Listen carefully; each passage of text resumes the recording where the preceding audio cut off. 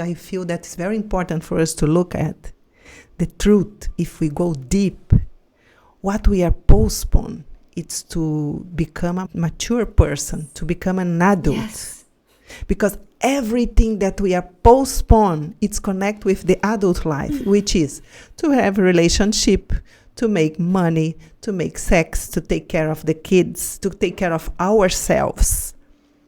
You see, we are postponing to become an adult. It's our inner child screaming, I want someone to come here as my parents should come and solve my problems and give me money and take care of this or that. Can you see? Investigating the wonder of consciousness, the nature of mind, the miracle of the body.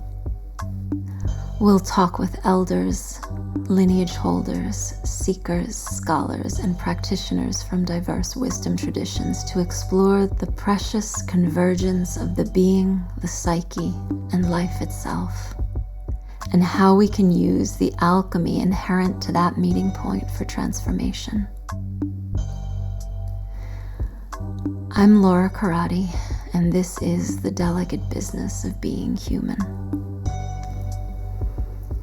Courting the mystery, weaving the story, and bringing it all back home to the body. Welcome back, everyone. We have Paramita with us once again. Presents are overflowing for us. So Paramita has been with us now for a few sessions, and we are taking a deep dive into the structure of the psychology of the psyche. We're looking at all of these different components that make up our personality, essentially, and make up our being. And today we're going to go even deeper into the model. So we've been looking at this core that we have that is beauty and light and love and truth and power, and how that core gets covered up with the slings and arrows of life and gets covered up by a level of pain, and then how that pain generates a distortion, and how that distortion becomes part of who we believe ourselves to be. And so we're going to ask Paramita some questions and look deeper into this. And what I just wanted to say before we start is that many of us know this, and we don't even know what it is. We know that there's a longing. We know that there's a kind of nostalgia, a kind of homesickness, perhaps for somewhere that we feel we've never been. And we look outside, right? We go, a relationship will fix it. Success will fix it. I don't know. Being recognized will fix it.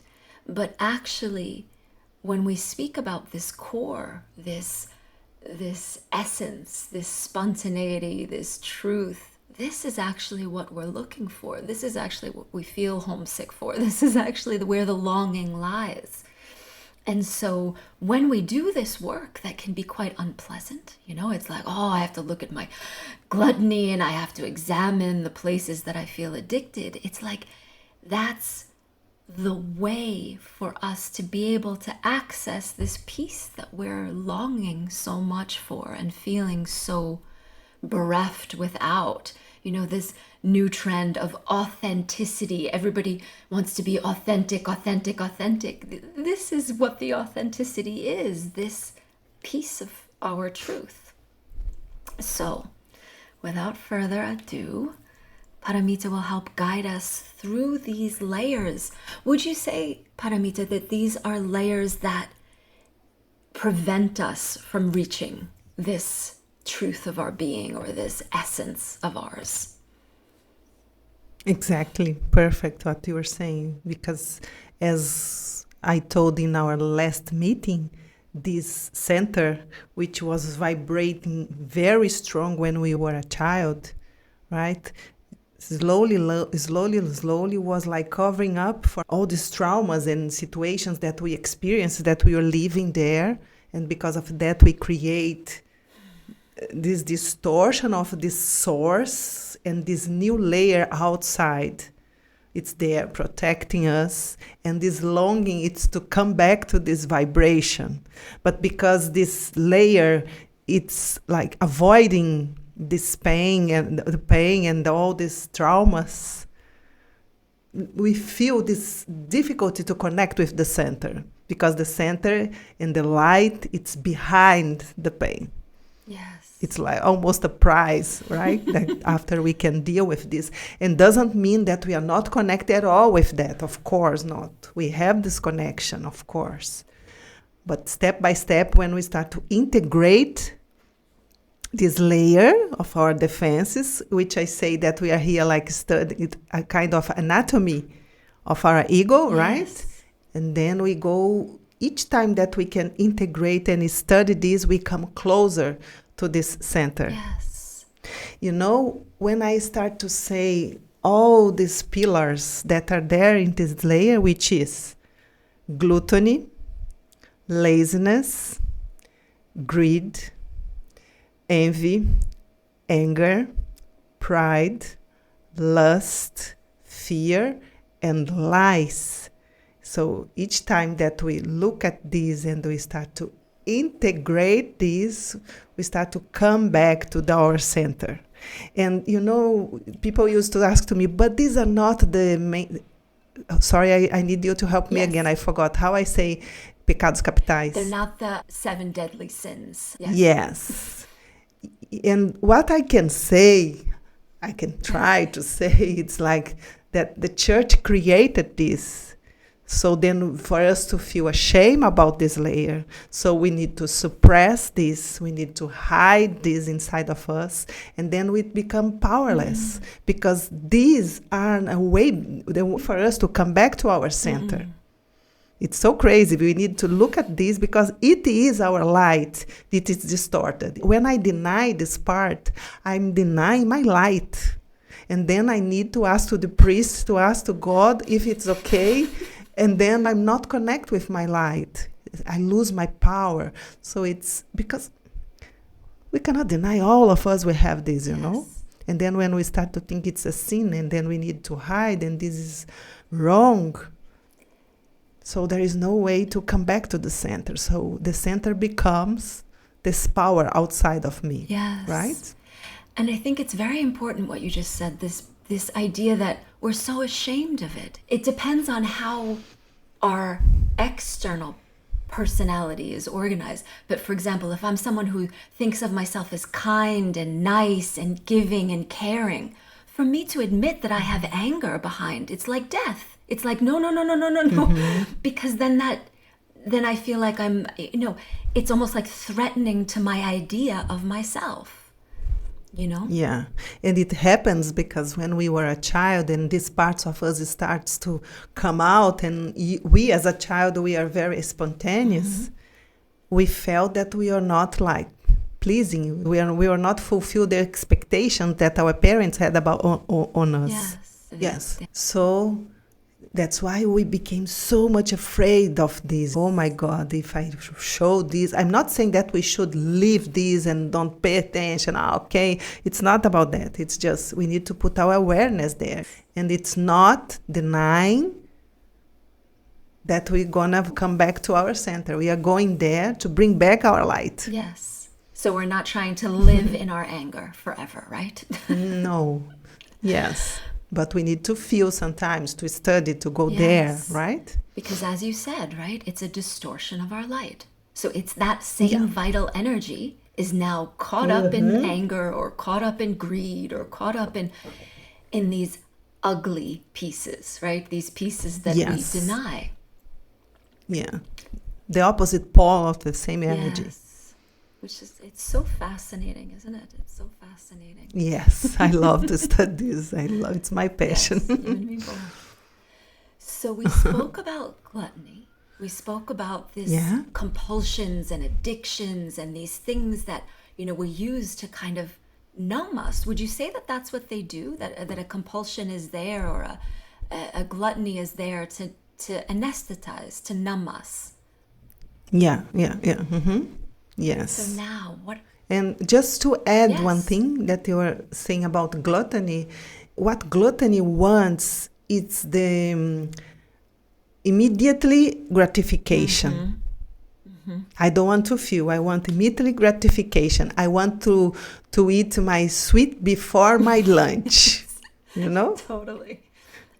And then when it doesn't come, it's very difficult to deal what it is behind that, right? I was giving a session to a guy this morning, and his addiction is masturbation. He's like doing this every day, many times a day for more than 10 years. His energy is totally, without energy. And then he decided, okay. And he's like, seeing many things inside of him that he was avoiding with this compulsion. And now he said to me, I start to look. I'm destroying my relationship. I have no energy to make money. And that's the way, Laura, that I could see. For us to really want to go beyond, we need to do what this is doing with our life. The results of this in our life. Yes. Otherwise, we don't want. But if we start to look, and then we say, no, I don't want this immediately gratification. I want to have a fulfilled life. I want something else. Yes, because I think a lot of times, otherwise it's just moral, right? Oh, okay, this is bad. I shouldn't do it. But this has there's no real motivation there. But if we go, my God, this is like causing havoc in my health. It's causing havoc in my relationship. It's causing havoc with my money and my work life. Okay, now there's motivation. Now there's a real reason to change. Yeah, and that's what happened to him. His girlfriend came to him and said, I'm not enjoying sex with you. Maybe I want to live something different. And then he will start to look and he said, my God, I need to move myself. Because otherwise we wait life to come and slap in our face. But if we can work on ourselves, before that, we're going to wait for life to bring one disease, to bring one breakup, to bring one... Yes. So that's why. No, and this is so important, the actual motivation, because there's so many ideas of what we should be doing, what's good and what's not good. And this doesn't, it doesn't touch us, right? But what touches us is... No, it's in a practical life, daily life. I'm making a mess. And life is very cool in this way, that it's an interactive interface, right? Life is always giving us back feedback. Like, hey, this is what's happening. This is your life, and this is what you're making out of it. Are you happy? Is this good? Is this the path you want? Yeah. So gluttony keeps us from feeling. So what's next? What about the next one? The next one, gluttony is neighbor. They work very, very good together. As I said in our last meeting, they are very good friends, which is laziness. You don't need to have any doubt. Where is it stuck in our lives? Laziness is there. If it's connected with our money or relationship or friendship, whatever, you can check that. Laziness will be there, saying to you to postpone, to don't do now, and then calling to lies, and lies will explain to you, giving all that excuses. They are putting us there in this thing that it's not moving. Where we are stuck, laziness, it's there.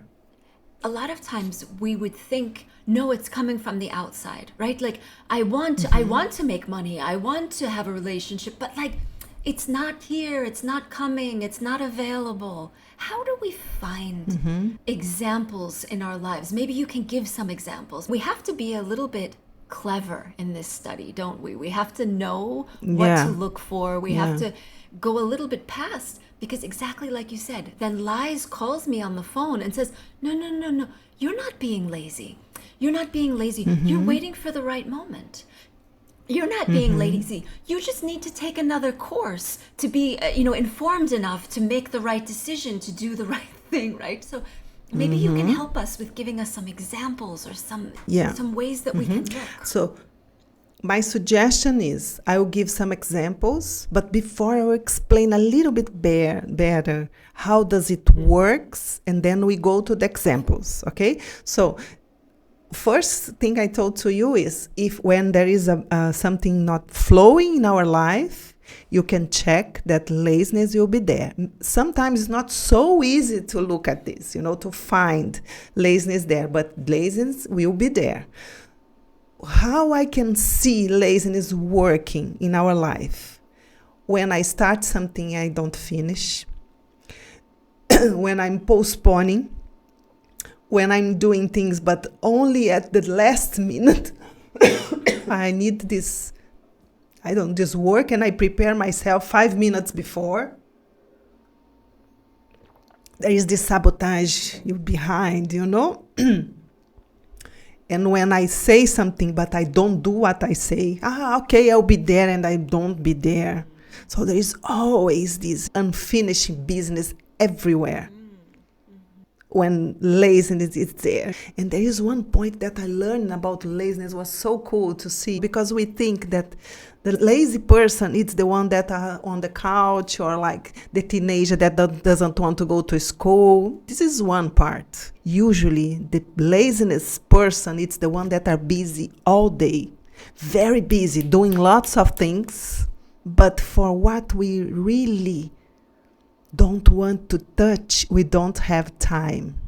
Because again, we are escaping from the pain, escaping from these delicate subjects and contents that we have inside of us.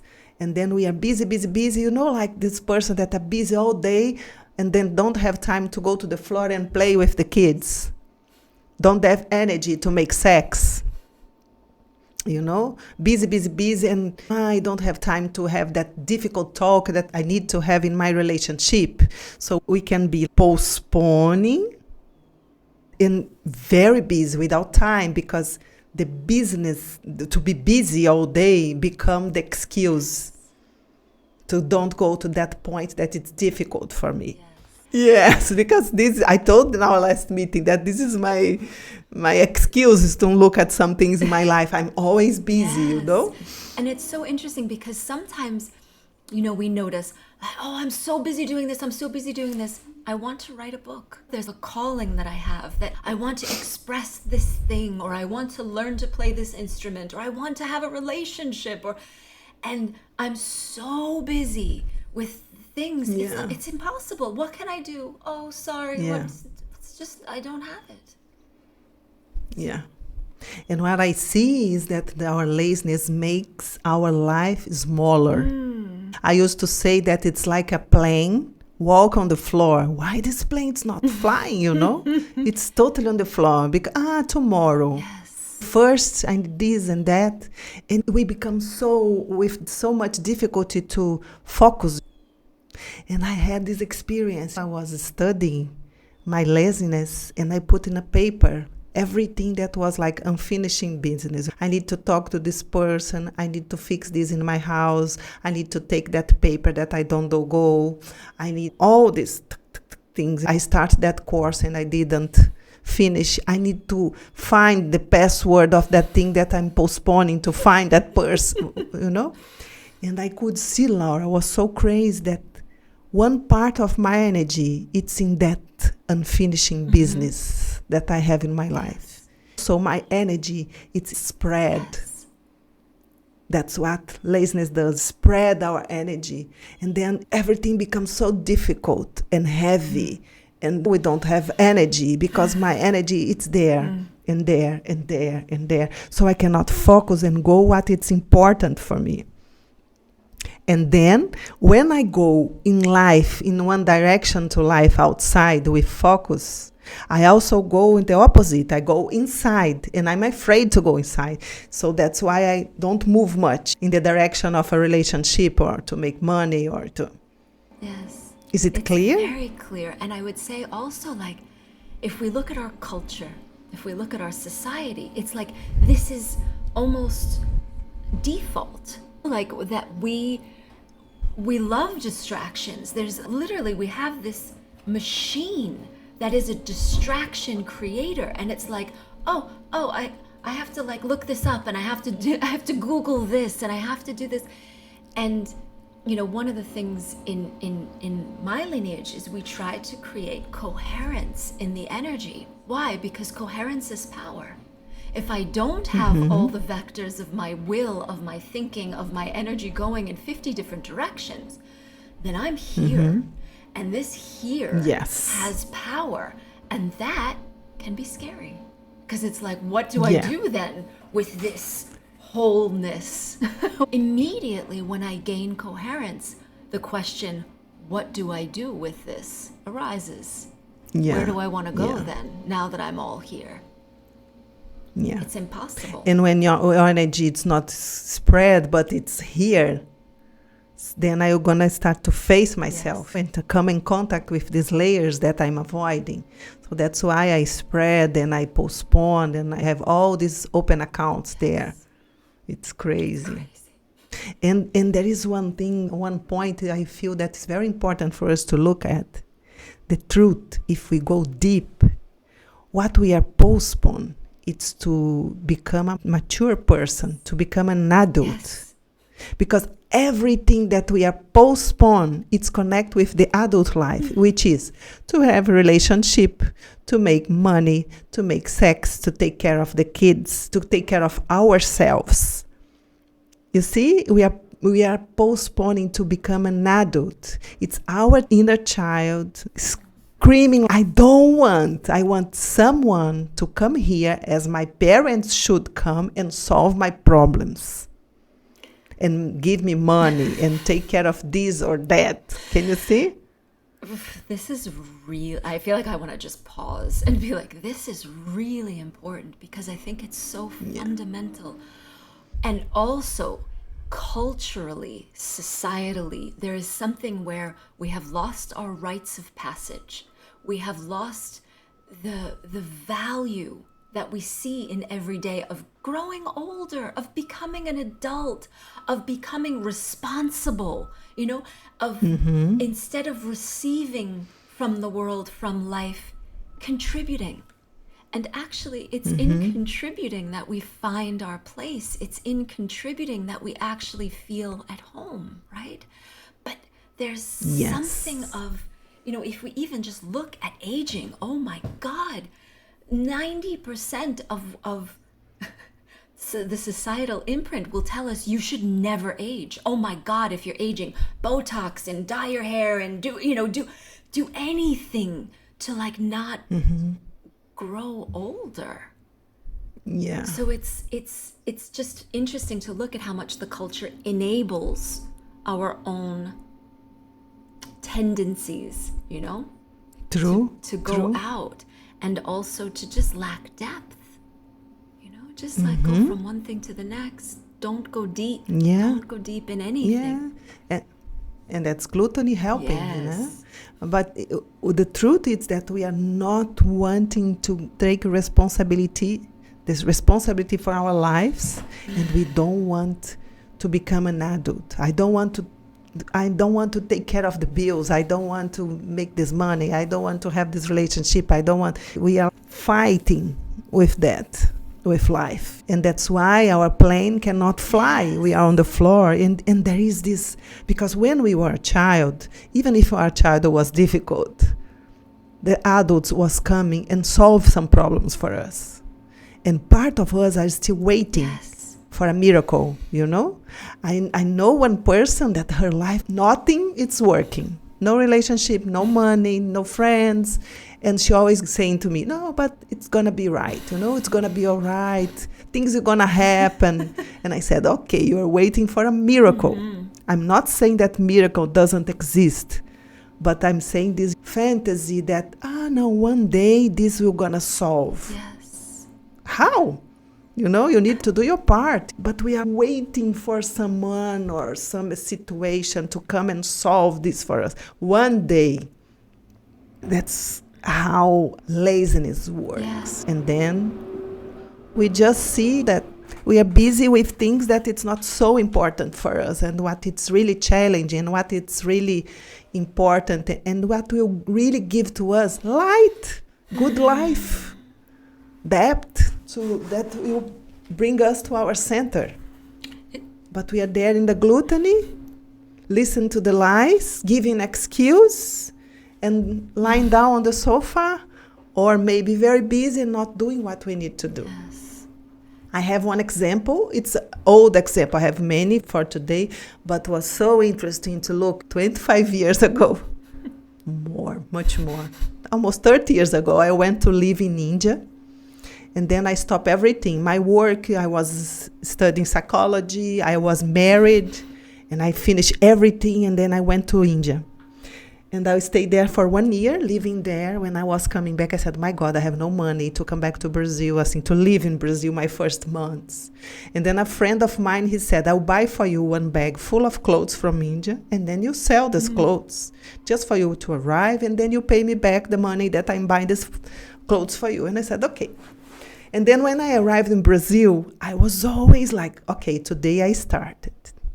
But first I need to rest. Next day, I need to wash these clothes because there is a smell from India. Now I need to do one list. I was always postponed to go to sell. And then I started to do this looking at TV, and I was watching TV, and I became addicted to some programs in TV, like Gluttony hugged me. And then this friend of mine, it's a long story, but I'm just summarize. And then this friend of mine called me and said, Dana, how is it the clothes? And did you sell? And I said, no, first I'm preparing the bags and making the lists. And he said, no, there is something wrong there. But to summarize what I could see, because there is always a fear, there is always a pain behind the laziness. My pride was hating to try to sell and to receive a no. Was a kind of a humiliation for my pride, because I lived this a lot in my childhood. When my mother died, I was always at my friend's house, need the food, I was feeling lots of humiliations there. So I could see that I was not wanting to put myself in that place again, to say to people, I need you. If you don't buy my clothes, it's going to be difficult for me. It was too much pride to do this. I was because this pain was behind. Is it clear? It's very clear. And it's also showing how they layer, right? Like they yes. There are many. Yeah. All work together. Yeah. I was giving the excuses. I was on TV. I was postponing and sleeping every afternoon to don't go to the bed. My pride and fear was behind.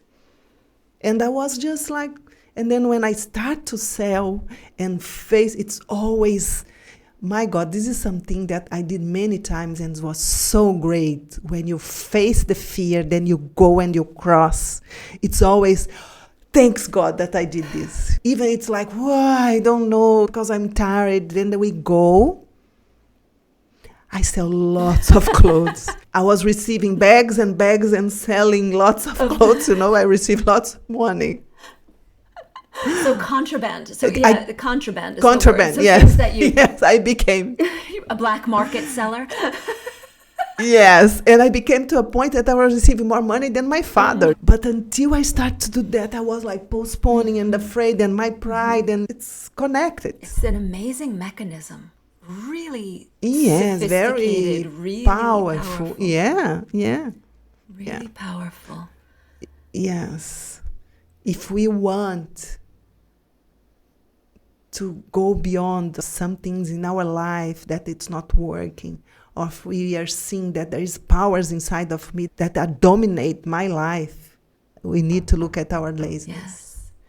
And sometimes it's very difficult to see, what could this be? I'm remembering, I didn't learn to drive until I was 45 years old. 45 years old, do you know? I also postponed a lot to drive. And I was like, oh, I don't need it. Because I didn't need it. In India, you don't need it. Came the time, pandemic, I'm back in America, I live in the countryside. I can't live. And I realized behind so much, that was this seemingly small thing. Oh, okay, I don't feel like I need to drive. I was terrified of the responsibility of being the grown-up. The one that had to be careful and not kill anybody on the road. The one that had to, take myself around. There was just so much behind it. There was a pact of vengeance also, of Yeah. Nobody ever taught me how to do this, so I'm not going to learn. It's things that are seemingly innocuous, seemingly no big deal. They always have this big charge behind them. There's this, someone should come take care of me. I don't want to do this. Yeah. And if we look, what happened to us is like where there is one economic dependency, emotional dependency, things not flowing, you can look at that. I just remember now this woman that I was giving sessions to her. She said to me, it's easier for me to go to the moon than to take care of my passports, of my documents. I'm always losing these. And then my husband and my kids, they say, you are like silly. You don't know how to take care of yourself. She was not able to focus and to look at this. She was always postponing, not looking. This is laziness. No, I don't want to look at this. And she's very successful. She makes lots of money. She has a big family, but there are some things which is to take care of herself that she's postponing. She doesn't go to the doctor. She doesn't do the diet. It's that point. And it was very interesting to look that her mother was like, she was the mother of her mother. Her mother was not able to take care of her. And then this muscle inside of her atrophied. She doesn't know how to take care of herself. She knows how to make money because she had to take care of her mother. But when she goes to take care, when she needs to take care of herself, she's not able to. She's postponing because the opposite pole of laziness, it's the power to do things, to make things happen. Yes. And this part of her was atrophied. So when she was in life, she was giving lots of excuses. But the truth is that she was postponing to take care of herself because she doesn't know how to do. And then when we start to face the truth, then we can do something about that. Would you say that if we look in our lives and we see places where it's like, I can totally do this, I can totally do this, I can totally do this, and then there's this place where it's like, it's almost like we're children still in certain places of our lives. And not accepting to grow up there in that part. So would you say that's a good place for us to start to look to where these agents are at work? For sure, because life, it's a mirror. We're going to see ourselves in life. We can say many things, but let's go to life and check. The truth is there. Life is just helping us to transform ourselves, to become bigger. Life is there giving all the energy for us to take off. Yeah. And this is also really helpful, I think. This idea of seeing life as a helpful agent rather than this punishing force that's like, oh, I try so hard and life is just giving me smack in the head and smack in the head. It's like, no. This is your friend. And your friend is going, sometimes friends do that. Sometimes friends go, hey, come on. This is ridiculous. You can't stay doing this. This is ridiculous. If they're a good friend, they do. So it's this shifting of seeing life as an agent that is on my side, that's actually in my corner and rooting for me. And I think this is so essential, don't you, in this work? Yeah, and it's what I said to you in our last meeting. When we start to understand how does it work, we start to understand life, and we see that life is totally helping us to grow, to transform ourselves. You see, when we go to pride, we're going to study guilt, because guilt is always saying to us, life is just waiting for you to turn the corner to fuck you. We are always waiting to something terrible to help it to us. This is also inside of this layer, that are just, not allowing us to connect with our light and our trust in life. I'm wondering if you feel like this is what separates this method from being simply a psychological method or a psychological study to being a spiritual study, because it's not just, how do I make more money? It's much deeper than that. It's how do I truth. It's not a manual to solve problems, but, it's how to go beyond these powers and these patterns that it's not allowing us to connect with life, to live what we want. It's our right. But there is this blocks, these things that we need to look at. As we are showing into these last two meetings of us, gluttony and laziness, are there like trying to keep us smaller, and just watch your cell phone, and another day you do this. But life, it's now. Tick-tock, it's now. You said something once that I hold with me all the time. It's something that I found so important. You said, all these other agents, all these, the gluttony and the pride and the whatever, they want to keep you small. They want to pull you down.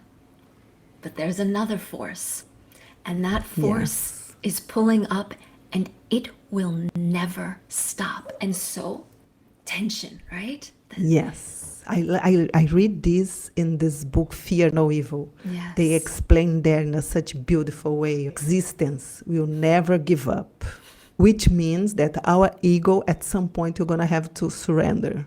Yes. Because this fragmented power can never be the same as the true power, right? Yeah. Yeah, I remember you telling us this all the time. Whenever I start to go into the it's like, no. There is a force that's never going to give up on me, ever. Yeah.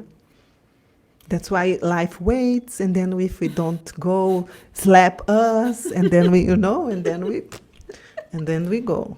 But we are here, Laura, to go step by step to each of these parts of this layer to explain better, because this shadow is just this lack of light to understanding. That's why we are bringing this, the size that we can bring, but we are doing our part here. We're doing our part. Well, you're doing a huge service to us, and I'm so grateful for it. Do you feel like there's anything else that you'd like to bring about laziness, about sloth, about this procrastination, postponement? So it's sloth, not laziness. Please teach me. They're both. Sloth is the biblical word. Like when you talk about the 7 deadly sins, it's sloth. Gluttony and it's sloth. But this is never something I would use in colloquial speech. But it's some people might connect with it, when we're connecting with these, What maybe one thing that I would like to add, it's one example, simple example, to show how these are connect with our pain, This guy that I was giving session to him, and this laziness was always this thing, like he was not preparing himself to important things, for example, for his work. He was working with groups, for example, and he was never prepared. And then when he was there, he was always insecure, feeling that, oh my God, at some point they find out that I'm a loser, and he is not a loser at all. He's very good in his work, but he was always sabotaging himself. And we could see that he grown up in a house full of older brothers that was always putting him down. He was always feeling smaller. And then at some point we can go deeper into this, but this laziness that was making him just prepare a little bit himself at the last minute was totally connected with this layer of pain. You can understand? You understand? Like was a big belief that he had inside of his head, and this laziness was working for this believing, Let's put you always with this feeling. Is it clear? Would you say it's like a self-sabotage? There's the belief that I'm stupid or I'm not good, and then there's this agent that's kind of working to almost prove that or show me that that's true. Yeah. Is that something that is exclusive to laziness, or is it something that happens in this whole being? In this whole structure that we are studying here, they're together. It's one organism, but we're just, in anatomy, we study the parts, right? Yes. I don't know. I studied this in my university. Yes. First, we study this part of the body and the other part. That's what we are doing. But when, at the end, you see that they're all together putting us smaller, you're not living, not connect with the center, and afraid of life, and dependent on the other's opinion, bringing us to this place. And repeating something or putting us in front of walls that we think I will never go beyond. But it is possible, but we need to study what is preventing me to go beyond. Yes. So this study is not, I mean, it's very fascinating to kind of dissect it, like you said, anatomy, understand all the different instances and agents, become more capacity to identify, right? We can go, there it is, it's this. But ultimately, we're studying our beliefs, which create patterns in our behavior, which create results in life, right? Yeah. Which cause unhappiness in us. Yeah. It's the Keep us there. Yeah, keep us stuck. You know, because one point it's, it was my mother, was my father, was my childhood. It's one step. But second step, now it's me today. And then how? When we start to study this layer, and then we can understand how I'm repeating my past, which was there with father, mother, and brothers and sisters, but now it's me, keeping me into this place. Yes. And that's empowering also. Sure. That's the idea. Terrifying and unpleasant, but empowering. Yeah. Wow, really deep. It's a really deep study, and it's something that I'm really happy that we're going to be able to give this time to it, because we get more and more clear. And then at some point we can also go back and we can also talk about these beliefs, in a deep way, for us to understand that all this layer, it's working for that, to keep us in that misunderstand that we had about life. This misunderstanding of life, yes. Okay? To confirm our beliefs. Yes. Okay. So, thank you so much, Paramita. This was so rich, and I feel like we're just opening this Pandora's box kind of amazing study. And thank you so much. Thank you to everyone that's dear. Yes. coming along with us and on this crazy we are voyage. Together. Yeah. Yes, we are together into that. because it's not easy to do on your own. It's really not. Yeah. There's a lot of blind spots. Okay, right, so see you in our next talk, okay? In the next one. Thank you so much. Bye. Bye.